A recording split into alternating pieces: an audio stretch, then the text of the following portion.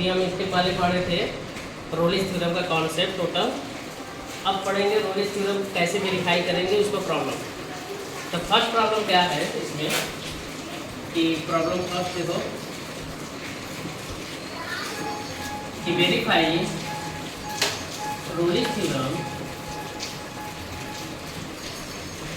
Verify Rolle's theorem fx equal to x square minus 4x plus 3 in 1 2 3।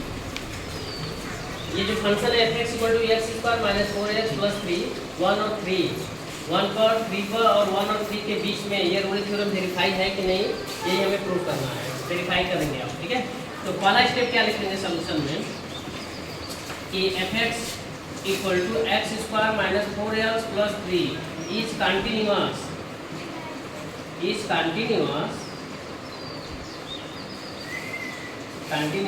In 1 2 3 close interval 1 2 3 वाला step.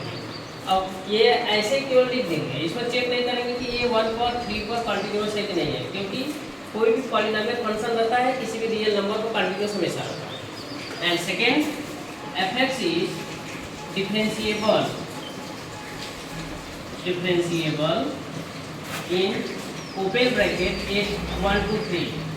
अच्छा, ये भी याद रखना कि जो भी कोई फंक्शन अगर है पॉलिनोमियल फंक्शन है तो रियल नंबर किसी एक रियल नंबर पर डिफरेंशिएबल भी हमेशा रहता है। तो ये दोनों स्टेटमेंट तो इसी तरह लिख देंगे। एंड थर्ड वाला जो है हम उसको फाइंड आउट करेंगे। और क्या फाइंड आउट करेंगे कि एक्स इक्वल टू जो फंक्शन दिया है fx equal to x square minus 4x plus 3, तो x इक्वल टू 1 इसमें सब्स्टिट्यूट करो, x इक्वल टू 1 तो 1 पुट करेंगे तो 1 स्क्वायर माइनस 4 इंटू 1 प्लस 3, इसको सॉल्व करोगे तो क्या आएगा 0। और x इक्वल टू 3 सब्स्टिट्यूट करो तो f of 3 equal to 3 1 put करो 3 स्क्वायर माइनस 4 इंटू 3 प्लस 3, इसको भी सॉल्व करोगे तो क्या आएगा ये 0। 9 माइनस 12 माइनस 3 हो गया प्लस 3 इक्वल टू 0। तो यहाँ लिखेंगे तो थर्ड वाला step f of 1 equal to f of 3। अब ये सर्टिफाइड किया तो तीनों स्टेटमेंट तीनों सर्टिफाइड हो चुका है। तो इसका ये मतलब है कि रोलिस थ्योरम वेरीफाई होने जा रहा है। ठीक, तो हम क्या करेंगे, जो फंक्शन दिया है fx equal to x square minus 4x plus 3, इसको एक बार डिफ्रेंशिएट करो तो f dash x equal to 2x minus 4, एक बार डिफ्रेंशिएशन कर दिए। और डिफ्रेंशिएशन करने के बाद दोनों साइड x की जगह पुट करो, put x equal to c। जब पुट करोगे तो एफ डैश c बराबर 2c माइनस 4। अब ये जो है रोलिस थ्योरम जब तीनों स्टेटमेंट जब क्लियर हो जाता है तो ये जो डिफरेंशिएशन किए x बराबर c पुट किए, यही थर्ड वाले में रिजल्ट आएगा एफ डैश c बराबर 0 पुट करोगे और एफ डैश c की वैल्यू रखो 2c माइनस 4 इक्वल टू 0। यहाँ से c की वैल्यू निकालोगे तो क्या आएगा 2। तो ये जो c बराबर जो 2 आ गया है तो क्या ये 1 और 3 के बीच में है कि नहीं है।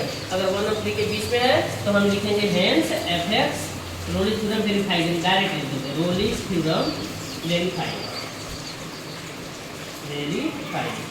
ठीक, बस केवल ये डाटा यही हमें निकालना होता है। ये अगर फाइंड आउट कर लिए ये डाटा अगर इसके बीच में है तो रोलिस थ्योरम वेरीफाई, अगर नहीं है तो रोलिस थ्योरम वेरीफाई नहीं।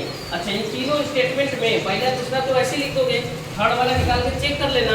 अगर ये बराबर आता है तब तो रोलिस थ्योरम वेरीफाई होगा, नहीं तो रोलिस थ्योरम वेरीफाई यही कैंसिल आउट हो जाएगा।